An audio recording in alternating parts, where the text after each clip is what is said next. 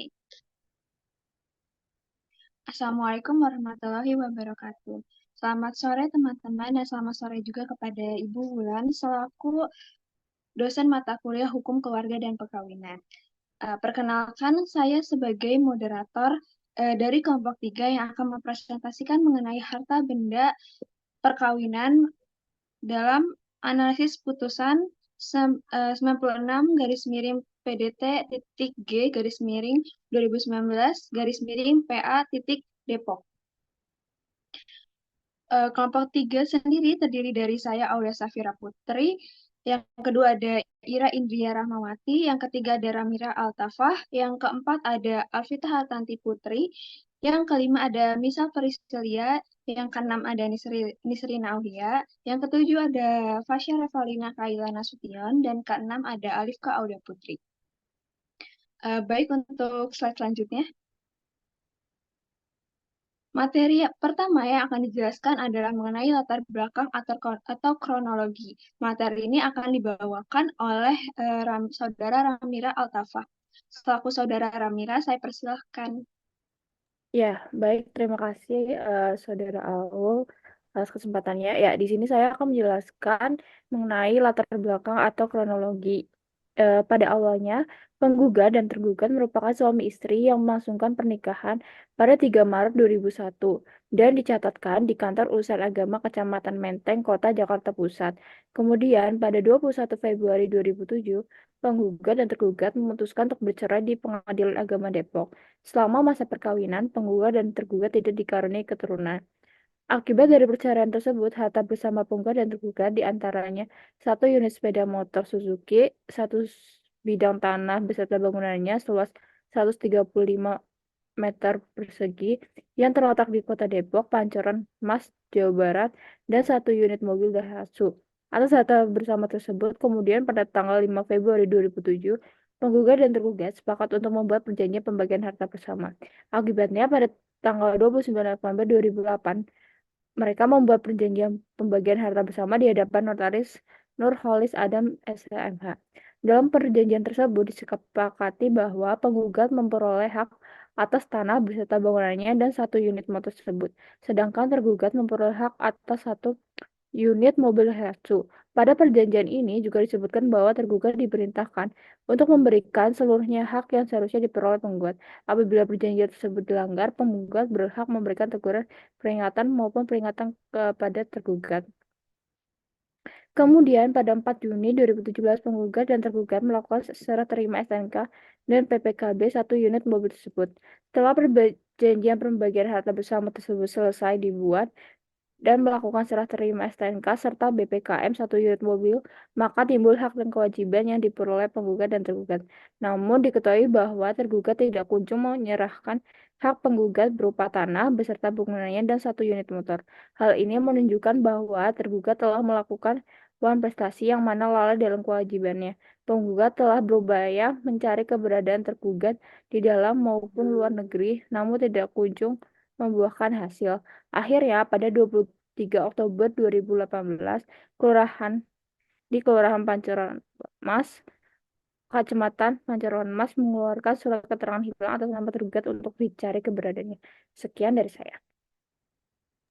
Baik, terima kasih atas penjelasannya Saudara Ramira.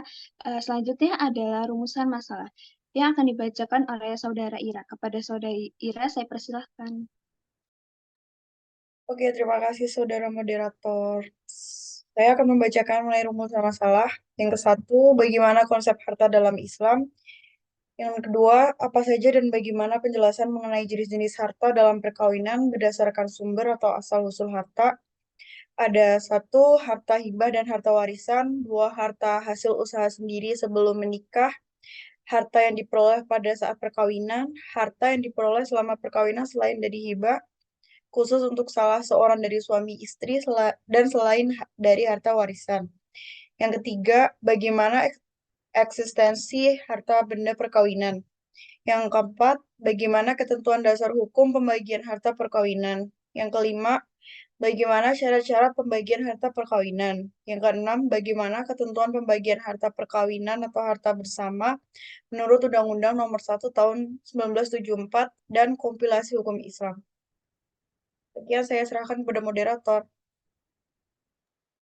Terima kasih atas penjelasannya Saudara Ira. Selanjutnya adalah petitum yang akan disampaikan oleh Saudara Alifka serta Saudara Fasya. Kepadanya saya persilahkan.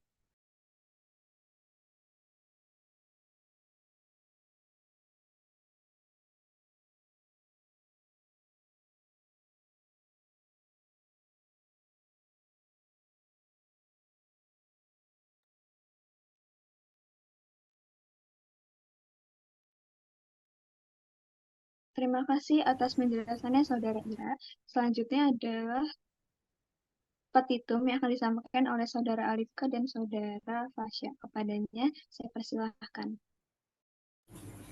Baik, dalam putusan ini petitumnya yaitu putusan primernya, 1. Mengabulkan gugatan penggugat seluruhnya, 2. Menyatakan harta bersama penggugat dan tergugat adalah berupa 1 unit kendaraan sepeda motor roda 2 atas nama Ridawati, sebidang tanah luas 135 meter persegi dan bangunan di atasnya atas nama Ridawati dengan alamat di perumahan Puri Depok, Mas Blok nomor 16, RT 7 RW 20, Kelurahan Pancoran Mas, Kecamatan Pancoran Mas, Kota Depok, Provinsi Jawa Barat.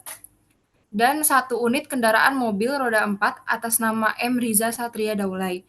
Yang ketiga, menetapkan bagian penggugat dari harta bersama tersebut adalah 1 unit kendaraan sepeda motor roda 2 atas nama Ridawati, sebidang tanah luas 135 meter persegi dan bangunan di atasnya atas nama Ridawati dengan alamat di perumahan Puri Depok.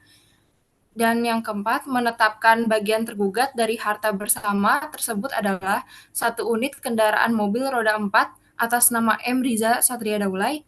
Yang kelima, membebankan biaya perkara sesuai dengan peraturan perundang-undangan yang berlaku. Lalu subsidiar, apabila Pengadilan Agama Depok berpendapat lain, mohon putusan yang seadil-adilnya.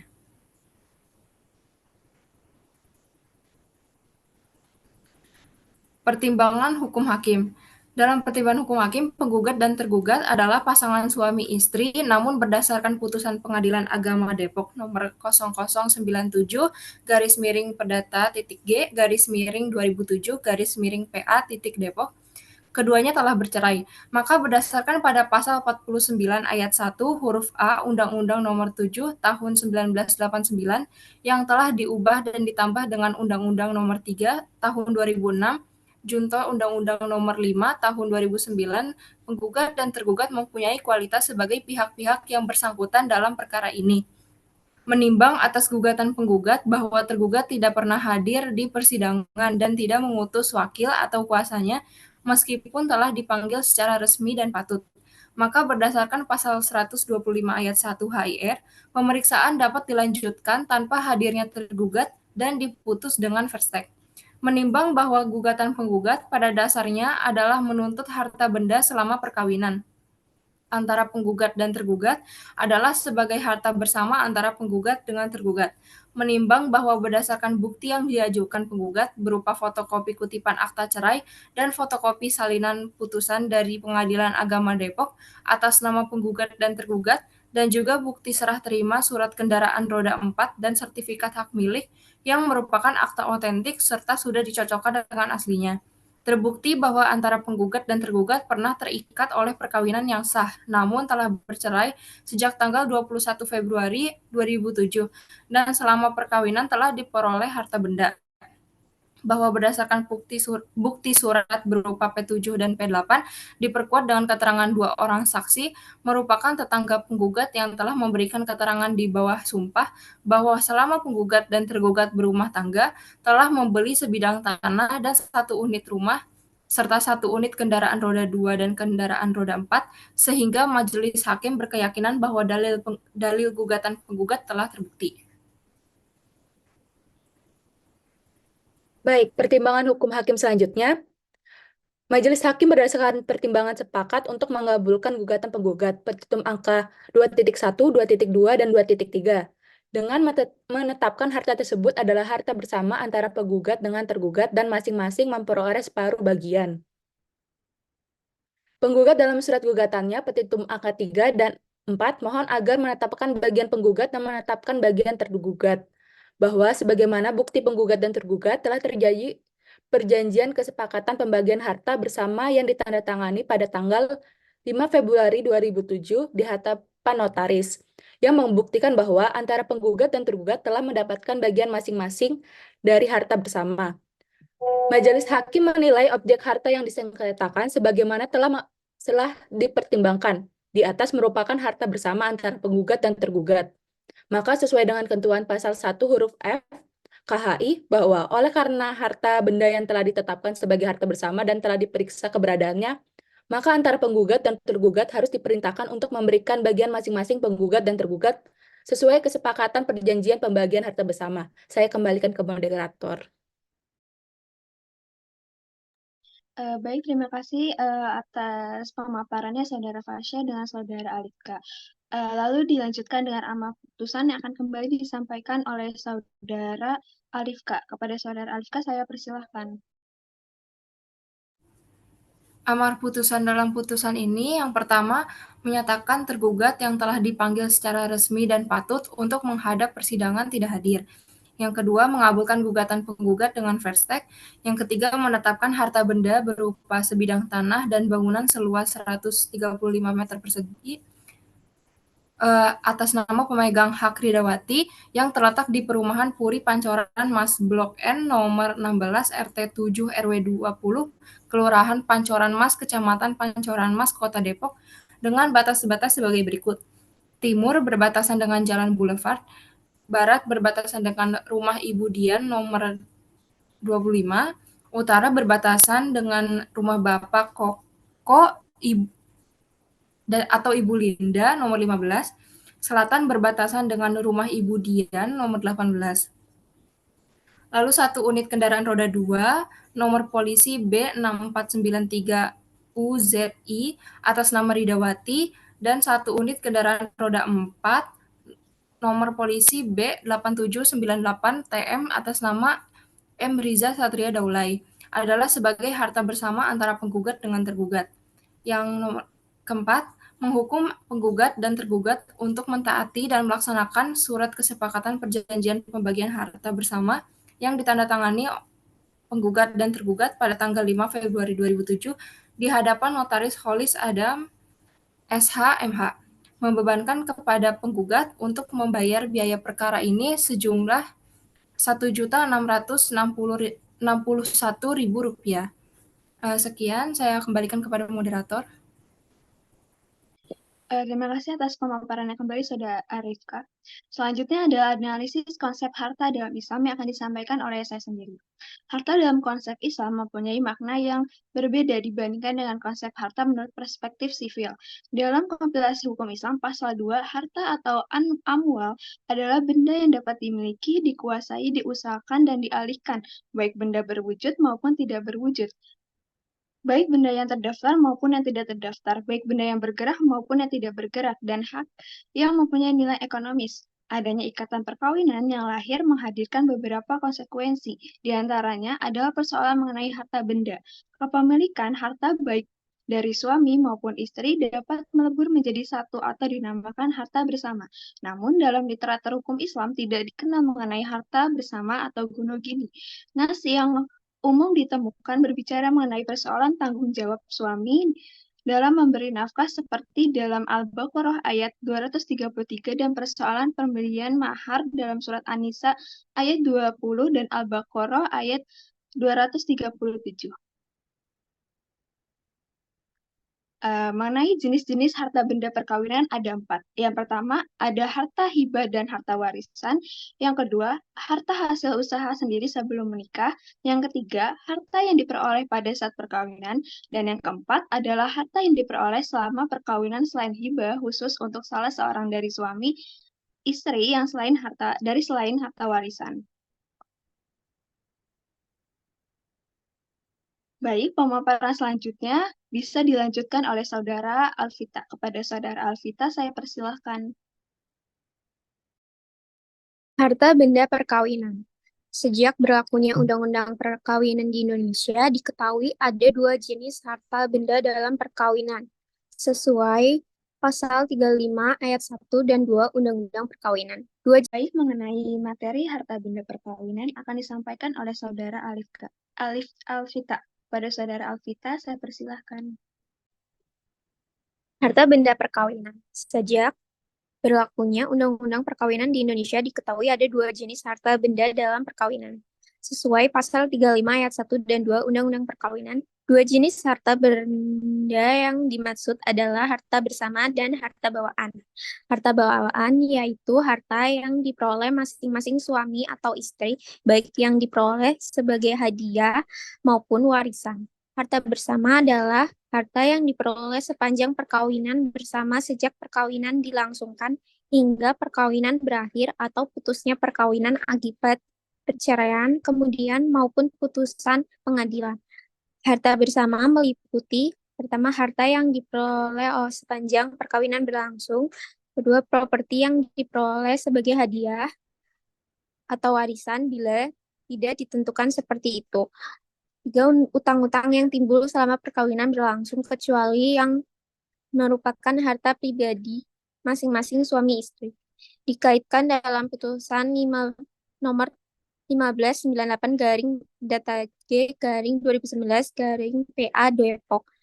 Diketahui dalam pertimbangan hukum hakim bahwa para pihak yang berperkara ini memiliki sebidang tanah dan bangunan, serta para pihak juga memiliki satu unit kendaraan roda 2 sepeda motor dan satu unit roda 4 mobil, di mana sebidang tanah beserta bangunan dan satu unit sepeda motor tersebut sudah merupakan hak atas tanah penggugat yang diperoleh dari Perjanjian Pembagian Harta Bersama tertanggal 29 November 2008 di hadapan Notaris Nurholis Adam SH MH. Tetapi setelah adanya perjanjian tersebut, tergugat tidak ada itikat baik untuk menyerahkan hak penggugat berupa hak atas tanah beserta bangunannya kepada penggugat. Hal ini membuat hak milik atas tanah beserta bangunan tersebut masih belum diperoleh penggugat secara langsung. Baik, terima kasih atas pemaparannya, Saudara Alvita. Pemaparan selanjutnya akan disampaikan oleh Saudara Misal serta Saudara Fasya. Kepadanya, saya persilahkan. Baik, terima kasih moderator. Selanjutnya ada syarat-syarat pembagian harta bersama. Jika sebelum atau pada saat perkawinan suami istri tidak mengadakan perjanjian kawin dan setelah itu terjadi niat untuk bercerai, maka baik suami atau istri dapat mengajukan gugatan harta bersama ke pengadilan agama dengan syarat satu, surat permohonan yang ditujukan kepada ketua pengadilan agama setempat, fotokopi KTP pemohon, fotokopi akta cerai, fotokopi bukti tertulis atau barang yang dimaksud seperti sertifikat tanah, rumah, STNK atau PPKB, dan membayar panjer biaya perkara di loker bank. Nah, dikaitkan dalam kasus bahwa para pihak yang berperkara tidak pernah atau setidak-tidaknya tidak diketahui pernah mengadakan perjanjian kawin hingga saat perceraian diputus. Dalam masa perkawinannya, para pihak tidak dikaruniai keturunan sebagai ahli waris harta bersama. Karena tidak ada ahli waris harta bersama, maka para pihak membuat perjanjian pembagian harta bersama pada tanggal 5 Februari 2007 di hadapan notaris yang mengakibatkan perjanjian di bawah tangan tersebut telah berkekuatan hukum. Namun, tergugat menghilang sebelum perjanjian serah terima harta benda perkawinan diselesaikan seluruhnya. Penggugat merasa dirugikan, maka penggugat mengajukan gugatan pembagian harta bersama yang syarat-syaratnya telah dipenuhi, yakni surat permohonan ke Pengadilan Agama Depok, fotokopi KTP dan kartu keluarga penggugat, fotokopi akta cerai atas nama penggugat dan tergugat nomor 174 garing AC garing 2007 garing PA Depok tanggal 21 Maret 2007, fotokopi surat bukti kepemilikan barang yang disengketakan, disertai fotokopi perjanjian pembagian harta bersama. Dengan ini, seluruh syarat gugatan pembagian harta bersama telah terpenuhi. Sekian saya kembalikan pada moderator.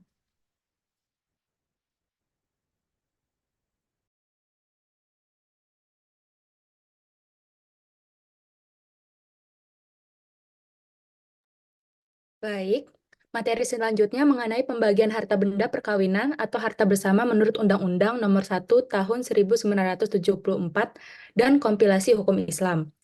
Dalam ajaran Islam sendiri, tidak ada aturan khusus dalam pembagian harta bersama.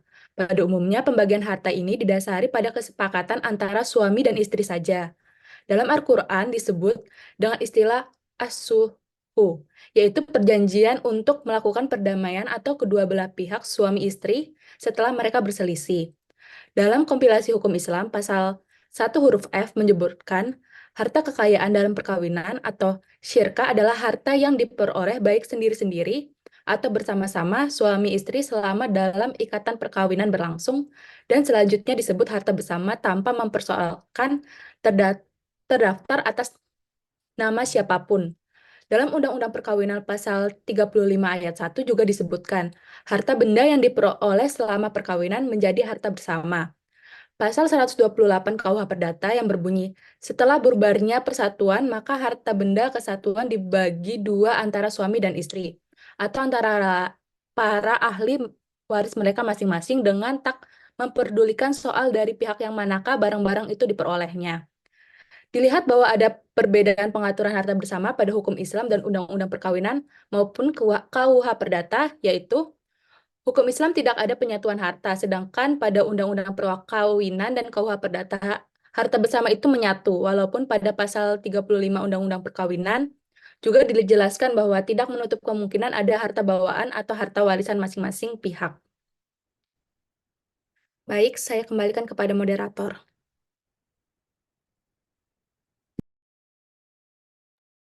Baik, saya lanjutkan pembahasan tadi.